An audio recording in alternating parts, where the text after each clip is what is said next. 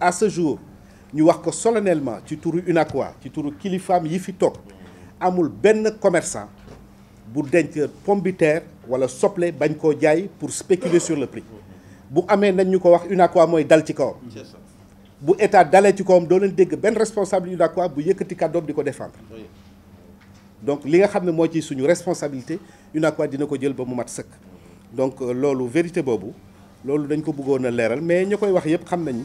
parce que bi ñu fi yëkkatee beneen coow gis nañu seeni réaction ñu nekk ci gannaaw yëpp di wax yooyu xam nañu ñan lañu du dëgg mais ñun loolu yëngaluñu li ñu yëngal rek mooy dëgg gi li ñuy bañ daal mooy ñu ne UNACOIS duut baaraam ni la lii commerçant bi moo ko def duñ ko mën a weddi loolu daal la ñuy bañ waaw ba tax na lu mu ci doon rek dañ koy évaluer seet ko settantal ko ba mu leer démb ak tey yëpp président bi fi nekk président Niane dafa yendoo def ay consultation yónnee ci mbooleem marché sur toute l'étendue du territoire aujourd'hui dañu am dispositif de surveillance du marché comme ni ko état bi amee dañuy collecteel suñu bopp suñu ay données ak suñuy information comme ni ko état bi donné amee parce que su fekkee aussi da ngay négocier ak état di négocier ak ay partenaires war nga am say propres données sur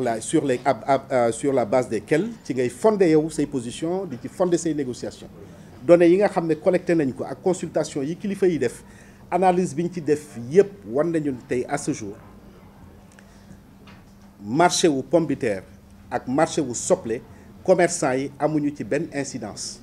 mënuñu cee def dara mënuñu cee dindi dara parce que amuñu stock nit ki nag boo amul stock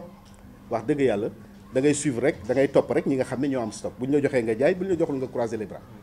donc bu mu ñàkk mukk nag ñu ne commerçant yi la bu njëg gi yokk mukk ñu ne commerçant yi la donc looloo tax ñu président ne dañu yëkkati suñu kàddu pour leeral ko situer les responsabilités boo leen fi jógee vous êtes des professionnels vérification yi ci war ak recoupement yi mën ngeen koo def pour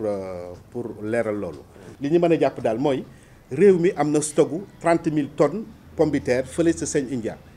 ban qualité pomme de terre la gan njëg dese nañ koo xam njëg gi moom xam nañ ko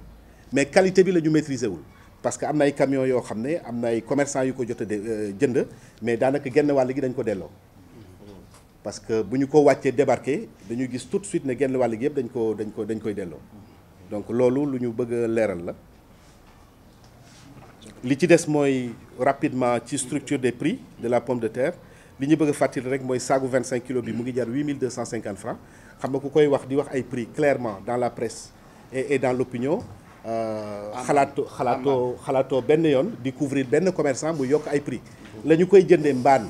transport ñëwagul mooy 8250 boo ci tegee transport 250 ci sac bu nekk mu ngi lay dikkee 8500 francs rendu Dakar commerçant détaillant bi moom mu ngi jëndee saagu 25 kilos bi 8750 francs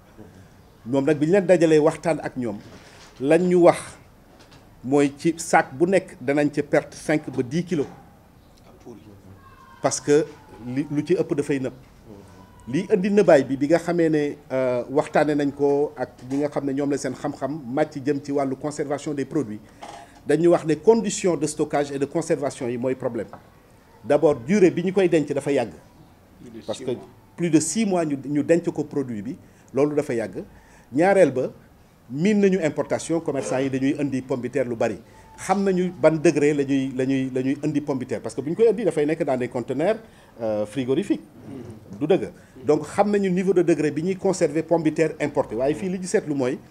waa ji nee nañu ñoom à 5 degrés lay conserver pomme de terre